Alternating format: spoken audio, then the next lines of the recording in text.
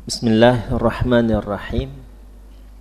Assalamualaikum warahmatullahi wabarakatuh.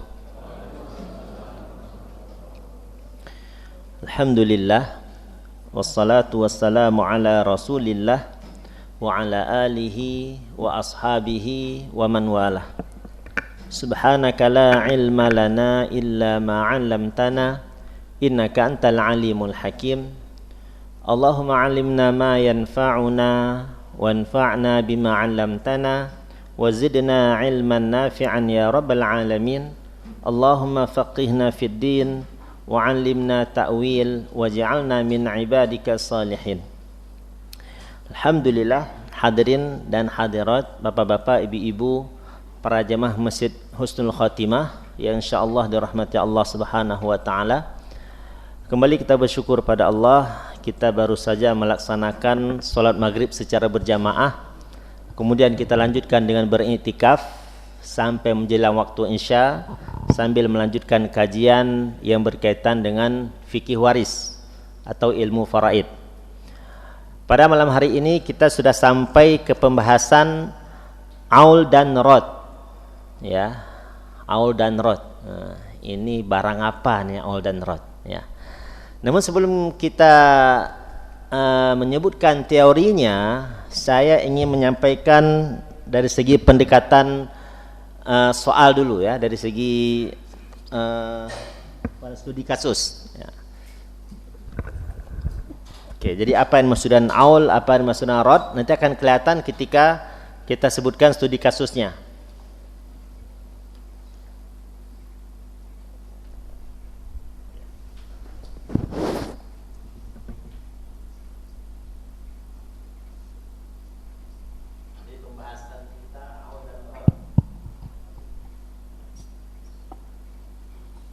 Apa yang maksud dengan aul ya, dan kapan terjadi aul ya. Nah, contoh seseorang meninggal dunia meninggalkan ahli waris. Yang pertama suami ya. Yang kedua saudara perempuan. Ini saudara perempuan dari jenazah, ya, saudara perempuan dari mayit. Jadi setiap kita sebutkan ahli waris itu hubungannya dengan mayit, ya. Kemudian yang ketiga ibu, ya, ibu. Nah, dalam kondisi seperti ini, berapa bagian suami? Berapa, Pak? Hah? Berapa? Seperempat atau setengah? Setengah. Kenapa setengah, Pak? Karena nggak punya anak, ya. Suami itu cuma dua kemungkinan dalam mendapatkan harta warisan.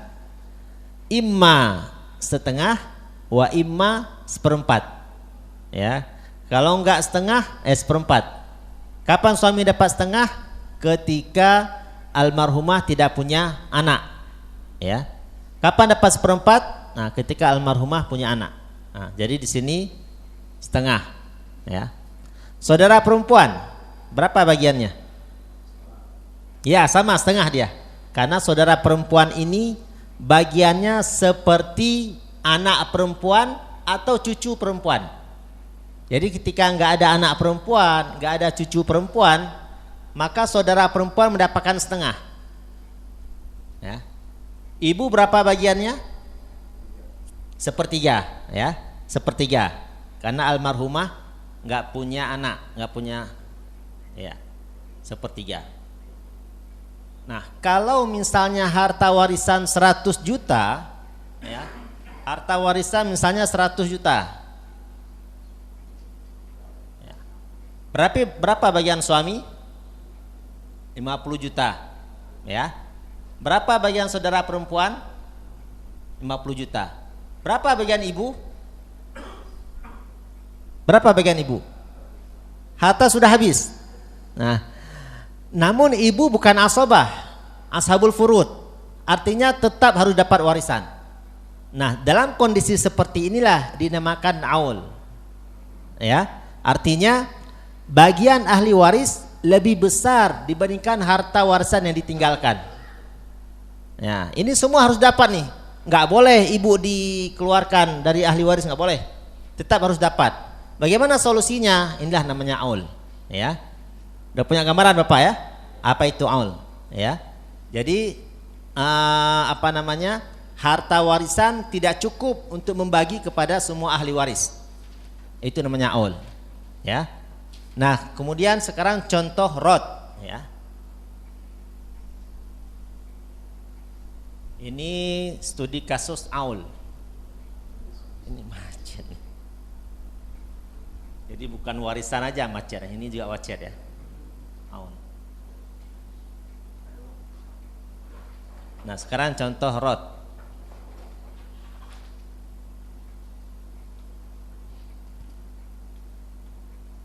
Nah, contoh rod misalnya seseorang meninggal dunia, meninggalkan ahli waris yang pertama anak perempuan, yang kedua cucu perempuan, yang ketiga ibu. Nah, ya. Dalam kondisi seperti ini, berapa bagian anak perempuan? Tunggal, dia anak tunggal. Berapa bagiannya? Setengah. Berapa bagian cucu perempuan? Seperenam, ya, seperenam. Nah, berapa bagian ibu? Seperenam juga. Ya, seperenam juga. Nah, kalau seandainya harta warisan 100 juta, nah, berarti anak perempuan dapat 50 juta, cucu perempuan dapat berapa tuh? 16 juta, 5, ya. 16 juta, 7. Sama, ibu dapatnya sama bagiannya, 16 juta, 7. Masih sisa enggak harta warisan? Masih sisa. Asobah enggak ada. Maka sisa harta ini mau kita kemanakan? Ya. Sisa harta harus dibagi ke mereka sesuai sesuai persentase mereka. Inilah yang namanya rod. Ini namanya rod. Jadi harta warisan lebih dibandingkan bagian ahli waris. Kebalikan dari aul. Kalau di sini kan kurang nih harta warisannya, ya. Nah, kalau di sini lebih harta warisannya dan tidak ada asobah. Kalau ada asobah gampang, kasih asobah aja sisanya. Ini masalahnya nggak ada asobah, maka sisa harta ini harus diberikan kepada 3 orang ini sesuai persentasenya masing-masing. Ya, itu namanya rod. Ya, artinya harta warisan melebihi bagian ahli waris. Kalau aul, harta warisan kurang atau tidak cukup untuk dibagikan ke semua ahli waris. Itu namanya aul dan ini yang namanya rod. Ya, sudah ada gambaran Pak ya? Ini baru kasusnya, belum solusinya. Sudah ada gambaran atau ada pertanyaan sampai sini? Bisa dipahami ya? Contoh ini bisa dipahami ya? Apa itu gambaran aul, apa gambaran rod? Ya. Ya, silakan.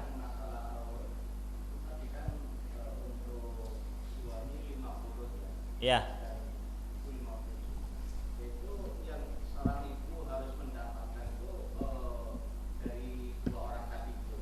Nah, itulah yang kita bahas sekarang. Nah, ini baru diagnosa penyakitnya. Nah, sekarang baru pengobatannya nih. Ya. Nah, kalau ini sudah paham, berarti apa penyakitnya sudah kita dapat nih penyakitnya. Harta warisan kurang nih untuk semua ahli waris. Sedangkan di sini harta warisan lebih. Ya. Nah, inilah apa namanya? Titik titik penyakitnya. Nah, ini baru kita lihat solusinya, ya. Nih, kalau ini sudah paham baru kita masuk ke teori. Nah, berarti kalau ini sudah paham, teori lebih gampang, lebih mudah, ya. Oke. Apa itu aul? Ya.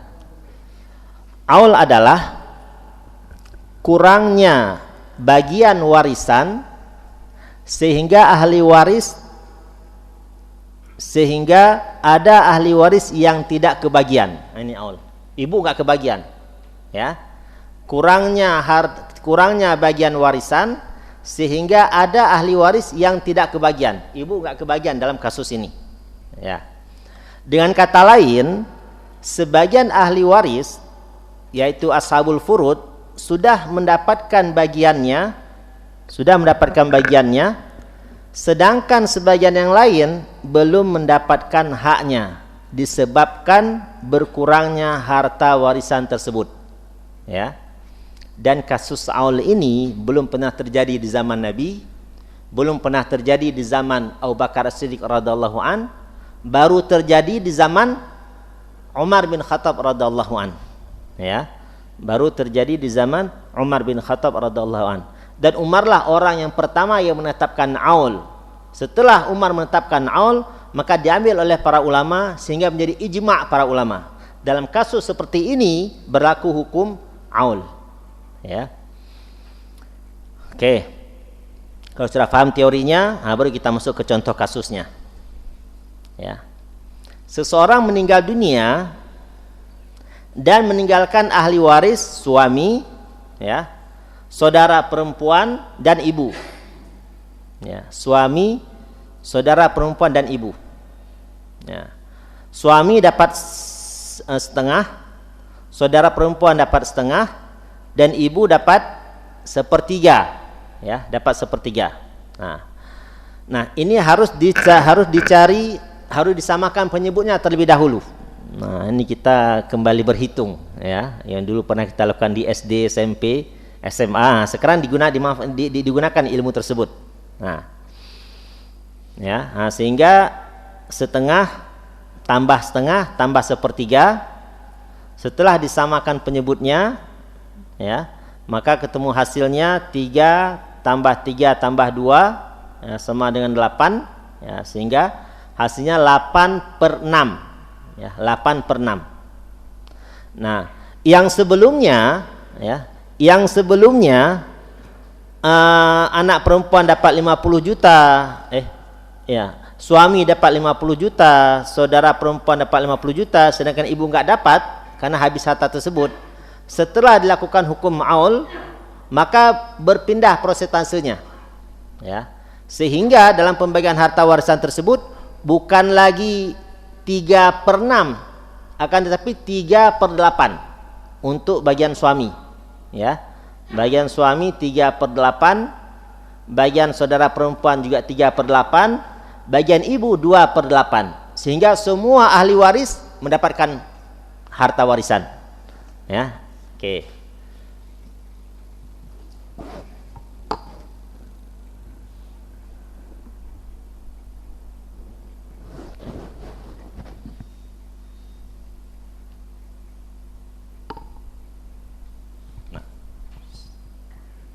Sehingga hasilnya kalau 3/8 berarti bagian suami bukan lagi 50, akan tetapi 37,5, berkurang semua bagiannya, disebabkan tadi harta warisan tidak cukup untuk semua ahli waris, sehingga persentasenya berkurang semua, ya. Suami yang seharusnya dapat 50 juta, karena harta warisan tersebut kurang, maka bagiannya juga berkurang, sehingga dia dapatnya ini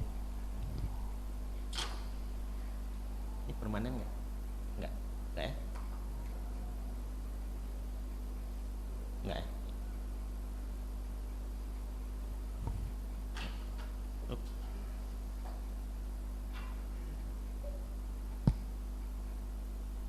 37,5 juta, 37,5 juta, kemudian ibu dapat 25 juta, sehingga semua ahli waris mendapatkan bagian warisan.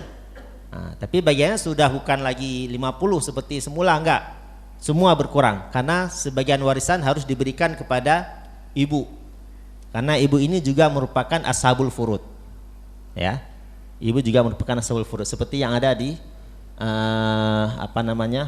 layar.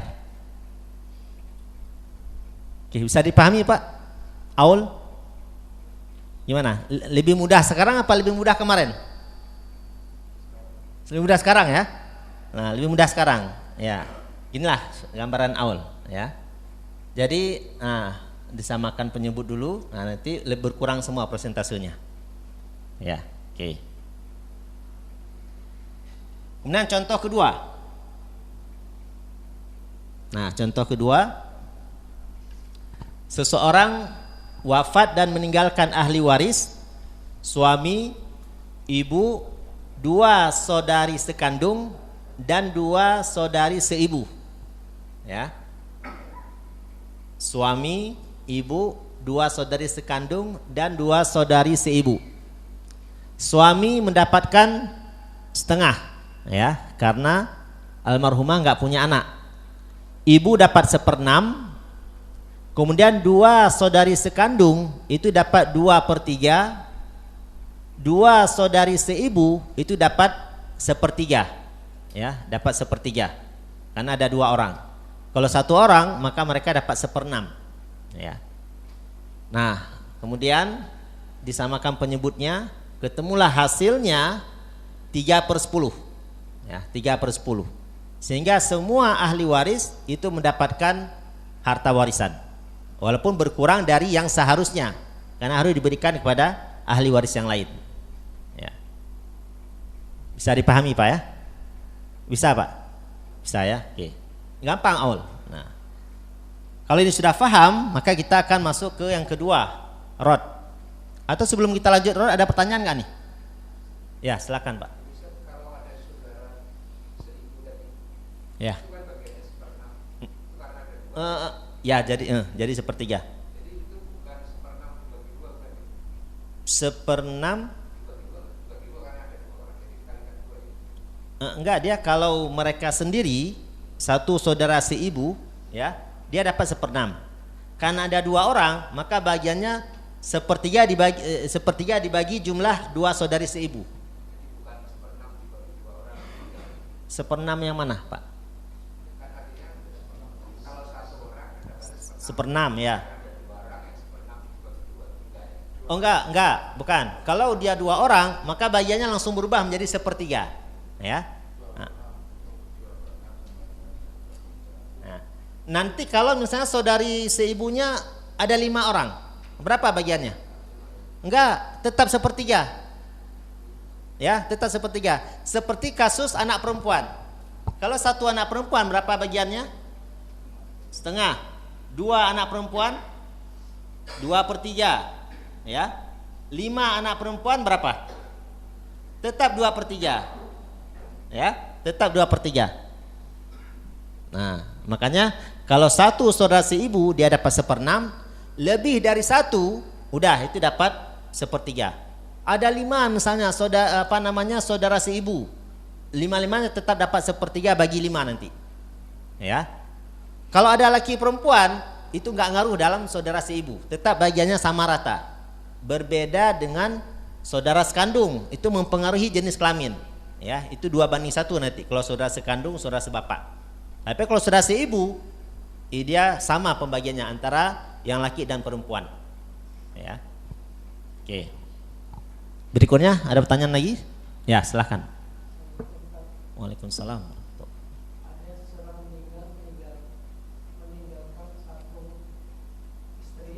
Enggak, ini dulu. Itu nanti akan kita buka pertanyaan khusus untuk pertanyaan berikutnya. Ini paham Pak di sini? Jelas ya?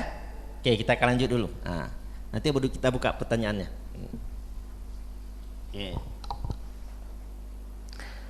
Nah, kemudian kalau Aul ini sudah paham, kita akan bahas rod sekarang. Cuma karena rod ada bagiannya, ada pembagiannya. Kalau Aul kan gampang nih. Rod ada pembagiannya. Apa itu rod? Rod adalah kebalikan dari aul, ya, kebalikan dari aul, yaitu lebihnya bagian warisan setelah dibagi ke seluruh ahli waris, sementara tidak ada asobah. Kalau ada asobah gampang, tinggal kasihkan asobah aja. Nah, seandainya ada asobah, maka sisa harta diambil oleh asobah, ya. Sisa harta diambil asobah. Makanya syarat terjadinya rod tidak ada asobah, ya. Rod merupakan pengembalian sisa warisan kepada ashabul furud selain suami atau istri jika masih ada sisa. Artinya suami dan istri meskipun mereka termasuk ashabul furud tetap tidak berlaku rod untuk mereka. Ya, dikecualikan. Karena rod ini hanya diberikan kepada kerabat yang ada hubungan langsung dengan jenazah, dengan almarhum. Ya. Sedangkan suami istri kan tidak ada hubungan nasab, hanya hubungan pernikahan. Maka mereka suami istri meskipun mereka termasuk ashabul furud tetap tidak mendapatkan rod, ya, tetap tidak mendapatkan rod. Ya. Syarat terjadinya rod, apa syaratnya? Syarat yang pertama, ada sisa warisan setelah pembagian furud. Ya. Ada sisa warisan setelah pembagian furud. Ya. Kemudian syarat yang kedua, tidak ada asabah. Ya, tidak ada asabah. Nah. Kemudian syarat yang ketiga, penerimanya semua ashabul furud kecuali suami dan istri. Itu dikecualikan. Artinya suami istri tidak boleh menerima rod, ya, tidak boleh menerima sisa harta rod, ya. Nah, contoh kasus, ya, kita masuk contoh kasus. Pembagian rod, nah, rod terbagi menjadi dua.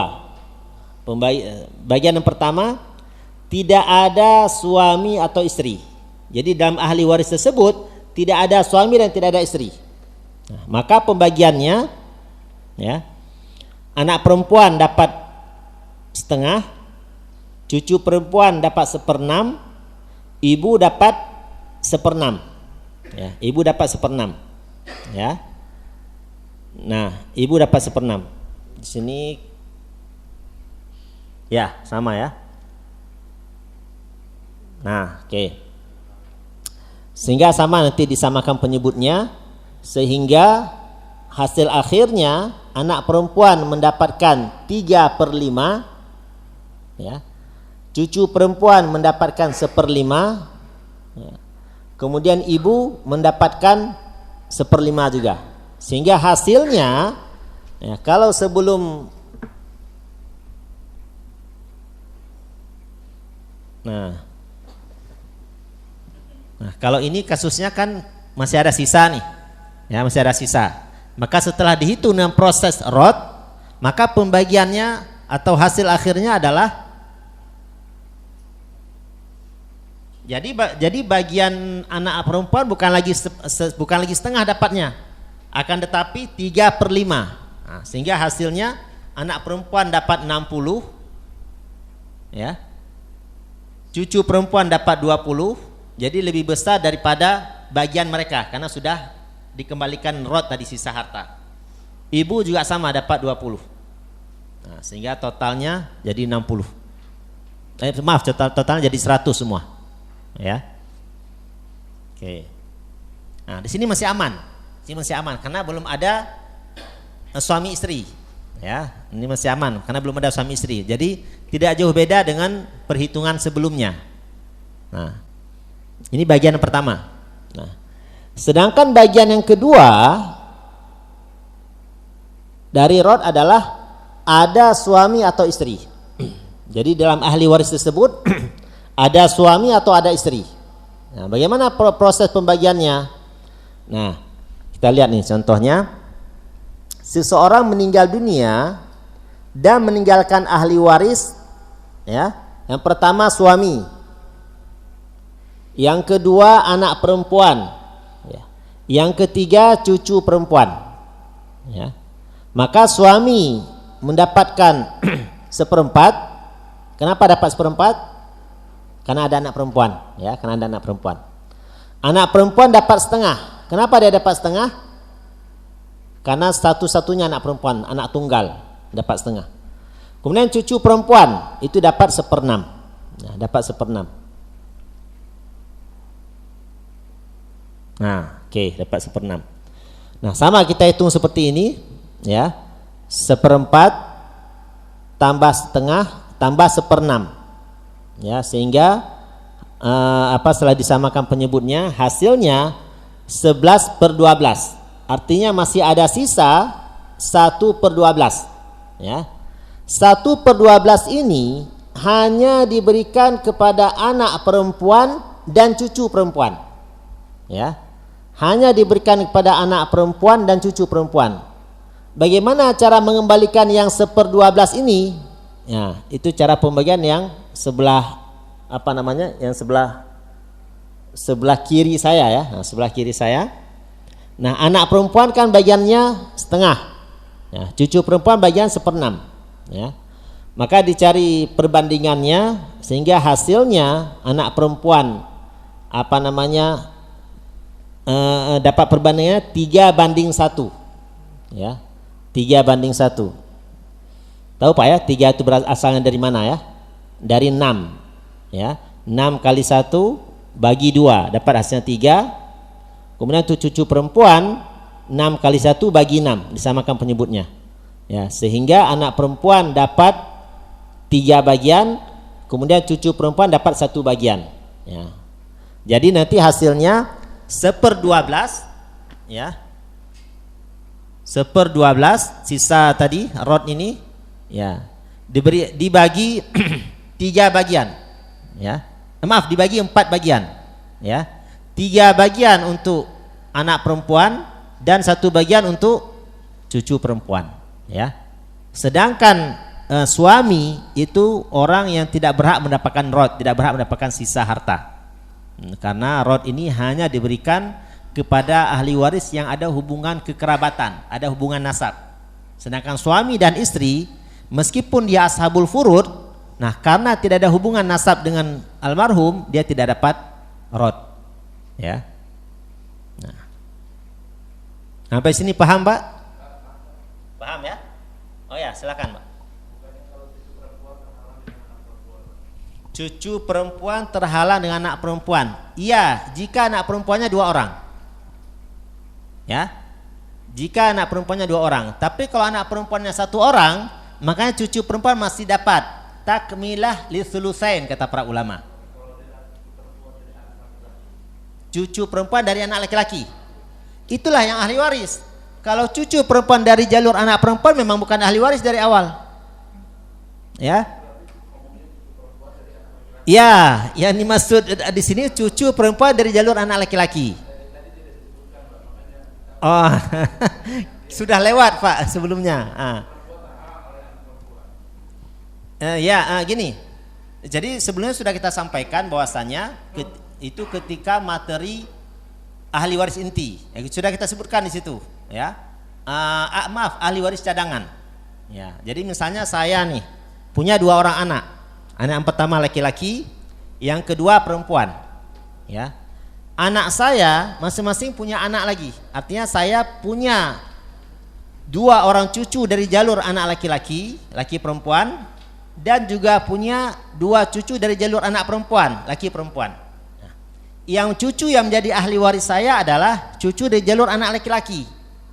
Sedangkan cucu dari jalur anak perempuan itu bukan termasuk ahli waris. Akan tetapi masuk dalam kategori zawil arham. Zawil arham ini mereka baru mendapatkan harta warisan jika semua ahli waris enggak ada. Nah, ahli waris yang ada 23 orang, yang 23 orang itu semuanya enggak ada, meninggal dunia misalnya. Ketika tsunami apa bencana misalnya. Nah, cuma ada 1 zawil arham, cucu dari jalur anak perempuan. Dialah yang mengambil semua harta warisan tersebut. Itu maksud zawil arham. Nah, kalau kita faham ilmu waris sebagai orang tua atau sebagai kakek, nah ini kalau kita meninggal dunia cucu dari jalur anak perempuan itu nggak dapat warisan, maka kita bisa buat surat wasiat. Nanti kalau saya meninggal dunia, sekian juta harta saya berikan kepada cucu saya dari jalur anak perempuan, karena mereka bukan termasuk ahli waris. Ini kalau kakeknya faham ilmu waris, ya. Kalau enggak, ya sudah, itu hilang haknya, hak warisnya cucu dari jalur anak perempuan, ya. Oke. Ini udah selesai. Ada pertanyaan lagi Pak? Silahkan. Wallahu a'lam bishawab. Nah, jadi teorinya kita sedikit saja. Yang penting studi kasusnya yang banyak. Nah, silakan Pak. Yang pertanyaan tadi. Silakan diulang pertanyaan. Oke, sebentar kita catat dulu nih. Ya. Ada seorang suami meninggal dunia. Meninggalkan 1 istri 2 anak perempuan. Sebentar. Seseorang meninggal dunia meninggalkan 1 istri ya. Oke, dan 2 anak perempuan. Apakah seorang suami yang meninggal itu jika punya saudara laki-laki, apakah saudara laki-laki itu tidak bernama Yesus? Oke, baik. Suami ada saudara? Ada laki-laki. Laki-laki. Oke, baik. Nah, jadi saudara istri berapa bagiannya? Istri nggak pernah ada 1/6, Pak. Kalau nggak 1/4, 1/8. Itu ada dalam Al-Quran, ya. Dan ini paling mudah nih, mengingat bagian istri, bagian suami paling mudah. Cuma 2 kemungkinannya. Kalau nggak 1/4 ya 1/8. Nah, di sini dia dapat 1/8 ya. Nah, dapat 1/8. 2 anak perempuan berapa bagiannya? 2/3, karena 2 orang anak perempuannya. Oke. Nah, oke, almarhum itu punya orang tua ataukah tidak? Kakek nggak ada juga? Udah nggak ada semua. Ada tinggal 4 saudara laki-laki. Bentar, kita akan meneliti ahli waris ke atas. Udah nggak ada ya? Nah, baru nanti ahli waris ke bawah cuman ada 2 anak perempuan. Atas nggak ada, bawah cuma ada 2 anak perempuan, maka dilihat yang ke samping. Artinya saudara almarhum, ya. Nah, saudara almarhum ada berapa? Yang lakinya? 4 saudara laki ya. Perempuan ada? Saudara perempuan? Udah meninggal. Ya, oke. Nah, 4 saudara laki-laki ini sebagai asobah. Ya. Sebagai asobah. Jadi kalau misalnya harta warisan itu 100 juta, berarti 1/8 berapa nih kira-kira? 12,5 ya? Nah, 12,5 juta. 2/3 dari 100 juta, sekitar 70 ya? Ya, 75. 66 ya? Oke, 66. Nah, sisanya untuk mereka sebagai asobah. Nanti dibagi 4 orang ini. Berapa sisanya itu? Nah, itu dibagi 4 orang ini. Dibagi rata sama mereka karena laki-laki semua kan saudaranya. Ya. Ya, Bapak bagian dari saudara ini ya? Ya, alhamdulillah dapat warisan berarti. Itu jika istrinya mau ngasih itu. Biasanya berat ini karena kebanyakan kita di Indonesia ini yang belum tahu ilmu waris menganggap begitu suami meninggal dunia otomatis hartanya jadi milik istri. Ya, istri dan anak. Artinya tidak keluar dari rumah tersebut. Ini menjadi masalahnya. Ya. Walaupun Bapak dapat bagian dari sini, ya, karena sebagai asobah. Ya. Oke. Ya, sama-sama. Ya, berikutnya silakan ada pertanyaan. Ya, silakan Pak. Waalaikumsalam warahmatullahi wabarakatuh.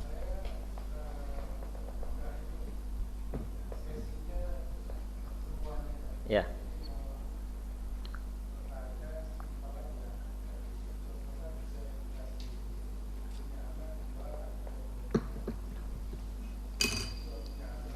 Oke, sebentar Pak, kita catat dulu ya, biar jemaah lain juga bisa tahu kasusnya. Oke, seseorang meninggal dunia, terus meninggalkan ahli waris, istri, terus anak 2, laki perempuan, 1 laki 1 perempuan ya.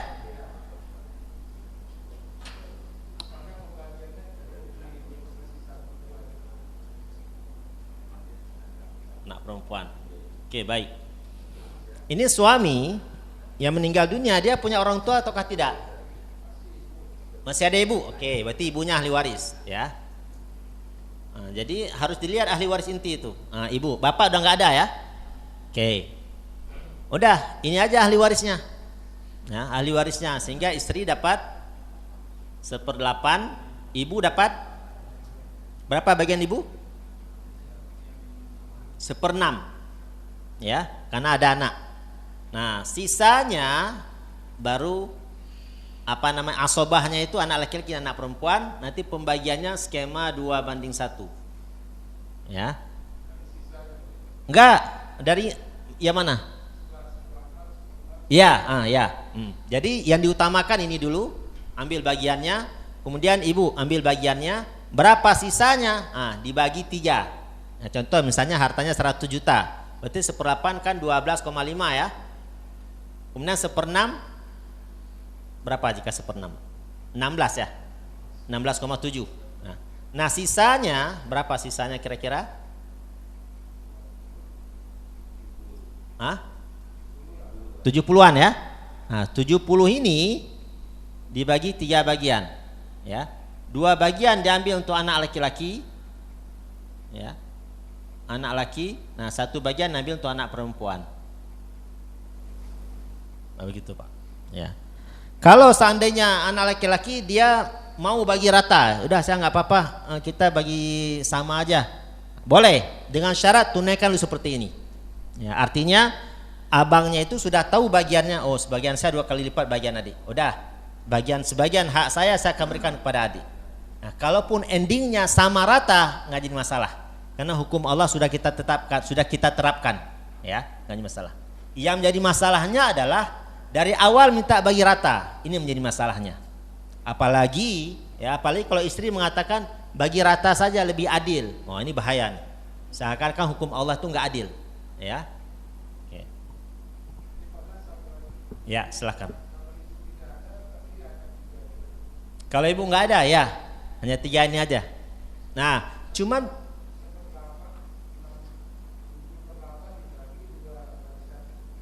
begini, kalau misalnya suaminya ini meninggal tahun 2020, ya, meninggal tahun 2020, harta warisan belum dibagi, ditunda pembagiannya, sampai masuk tahun 2021, harta warisan juga belum dibagi. Akan tetapi ibu udah meninggal dunia, harta warisan belum dibagi. Masuk tahun 2022, baru mulai dibagi pembagian harta warisan. Pertanyaannya, ibu dapat nggak warisannya? Ibu udah nggak ada nih, dapat nggak kira-kira Pak? Dapat warisan, dapat. Nah, ya, ketika suami meninggal dunia, ibu masih hidup, udah jadi ahli waris dia. Karena ditunda pembagian harta warisan, sehingga sampai ibu meninggal dunia, maka meninggal dunianya ibu ini tidak menggugurkan hak warisnya. Nanti bagian ibu kembali diberikan kepada ahli warisnya ibu ini, ya. Oke, wallahu a'lam bishawab. Kita dengarkan azan dulu, nanti baru kita terima pertanyaan berikutnya.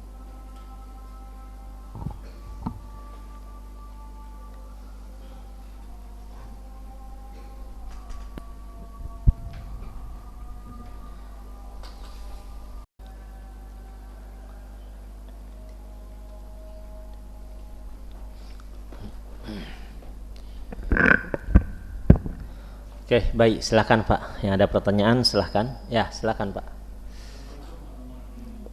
Waalaikumsalam warahmatullahi wabarakatuh. Itu ada mikrofon di samping.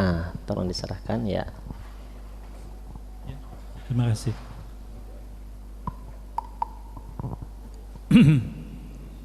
Jadi ada seorang ibu bertengkar dengan putra pertamanya. Putra pertamanya sudah berkeluarga. Karena perbedaan pendapat, akhirnya sang ibu mengatakan bahwa kamu haram kalau datang ke rumah, kemudian kamu tidak akan saya kasih warisan. Pertanyaan saya, setelah orang tuanya, ibunya meninggal, apakah putra tersebut dapat bagian warisan atau bagaimana Ustaz? Terima kasih. Baik.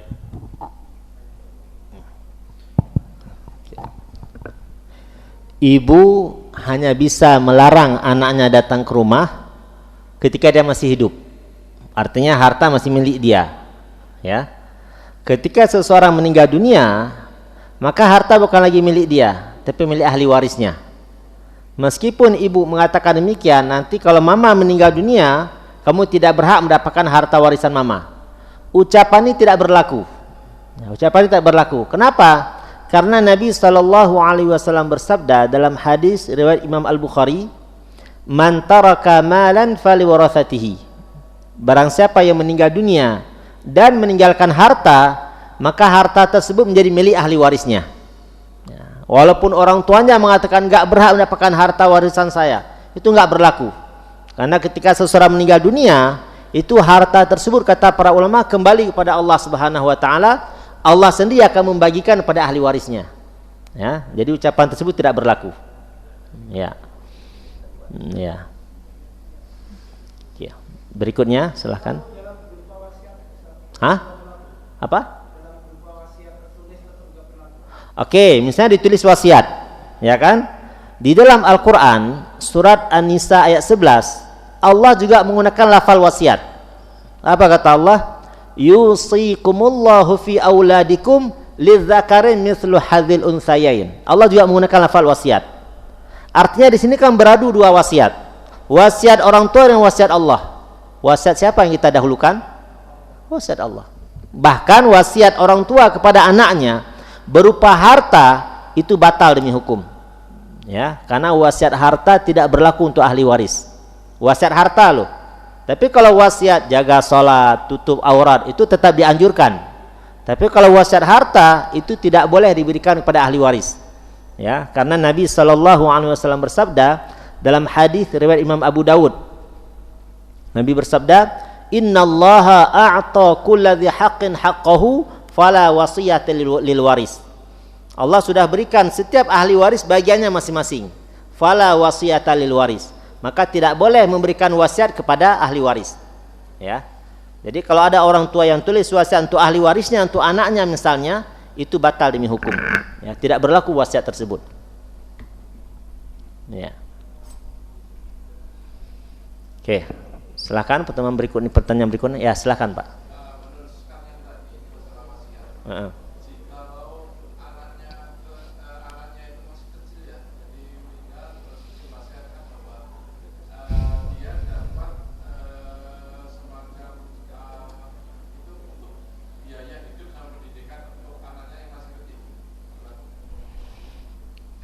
Dia punya anak masih kecil, nah, kemudian dia meninggal dunia. Nah,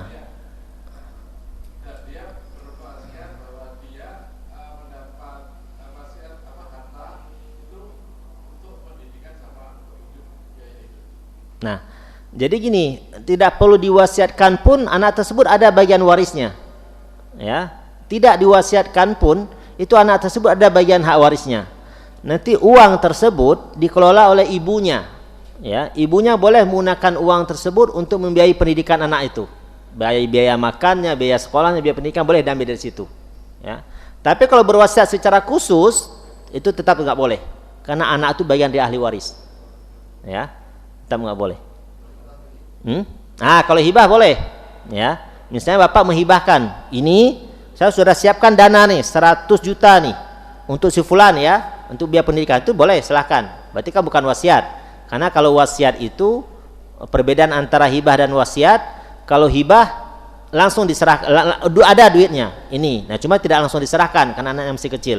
Ya, dititip kepada walinya. Ya, ini harta sudah saya siapkan 100 juta untuk biaya pendidikan anak ini. Ya, artinya seandainya kita nggak meninggal pun itu tetap akan menjadi milik anak tersebut, itu hibah. Tapi kalau wasiat enggak, ya, wasiat itu baru diserahkan kalau almarhum meninggal dunia, kalau bapak ini meninggal dunia. Ya, itu. Ya.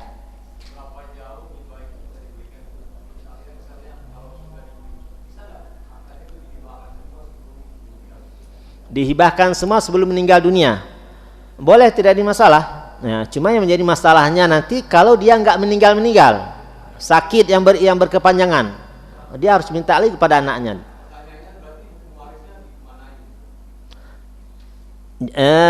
Oke. Itu hibah untuk semua anak itu bisa menjadi solusi ketika orang tua tahu ini anaknya keras kepala semua nih. Jadi kalau saya meninggal dunia berantem pasti dah nih. Ketika saya masih hidup aja udah berantem nih anaknya, udah, itu hibah menjadi solusi. Hibah. Nah, cuman kalau hibah kan harus sama rata, ya. Enggak, bukan adil bahasanya, harus sama rata. Ya, karena nanti kalau kita menganggap sama rata itu adil, kita akan menganggap waris itu tidak adil. Ya. Jadi saya tidak mengatakan adil, tapi harus sama rata. Ya, sama rata. Kecuali kalau memang kebutuhan, itu baru dibedakan. Yang kita kasih jajan nih, anak yang kuliah dan anak SD kan beda jajannya. Nggak mungkin anak SD kita kasih 200, anak kuliah juga 200, nggak mungkin. Ya, itu kebutuhan tidak masalah, ada perbedaan.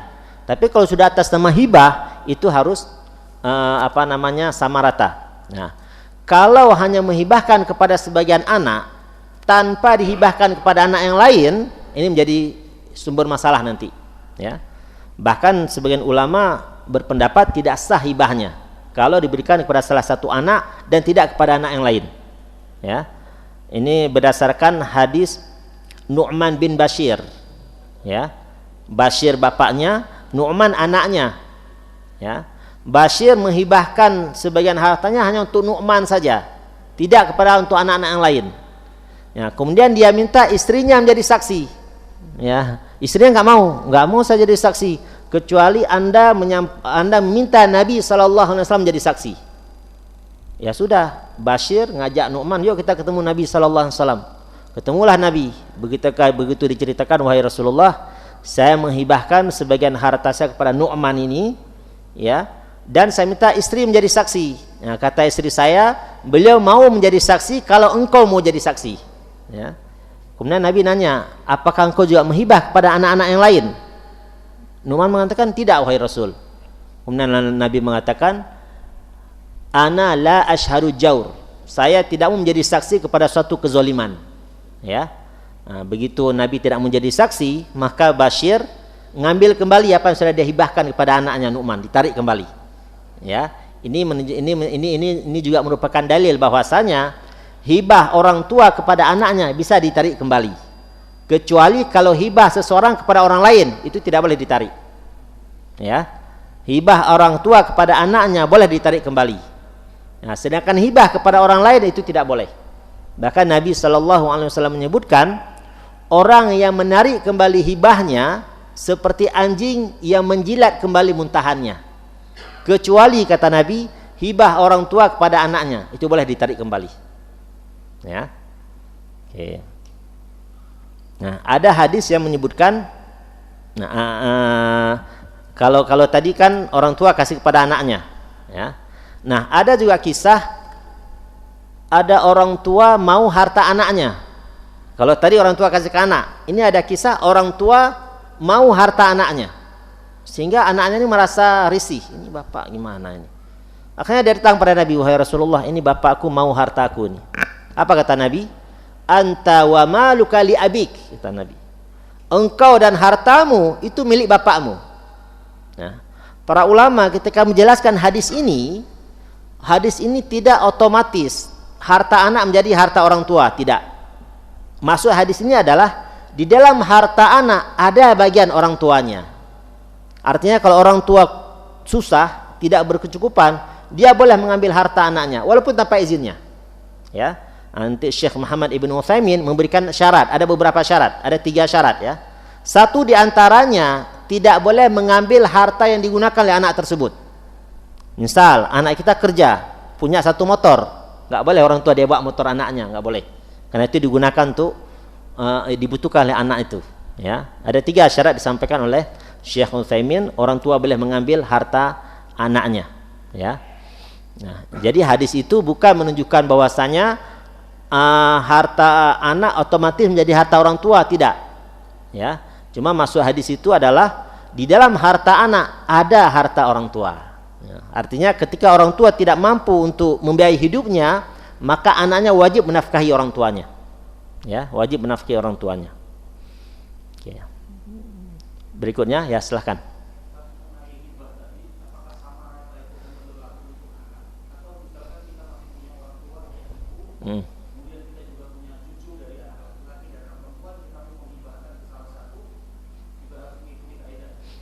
Itu berlaku untuk anak.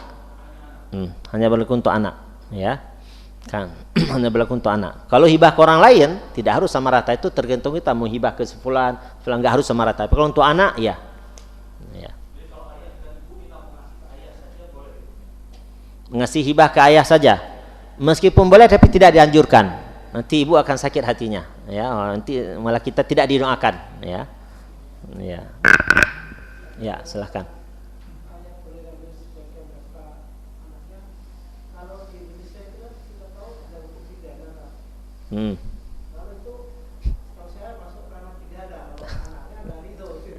Hukum kita di Indonesia jambret aja kita nabrak jambret aja kita kena pidana, ya. Ya. Jadi kita dibegal nih, kita bela diri. Ya. Meninggal begalnya, kita kena pidana. Padahal Nabi SAW bersabda, "Man qutila duna mahli fahuwa syahid." Artinya boleh membela diri. Ya, makanya ya begitulah, jangan dibandingkan dengan hukum kita nih, ya. Itu. Nah, jadi kalau memang anak tidak, ya kalau khawatir pidana ya udah nggak usah diambil, ya daripada berujung pidana nanti. Nah. Aduh. Ini kita serba salah. Jadi kalau dijambret gimana nih? Kita kasih aja hartanya, apa kita lawan? Ya repot. Kasih aja ya. Oke, ya berikutnya silakan, Pak. Ada pertanyaan? Ya, silakan.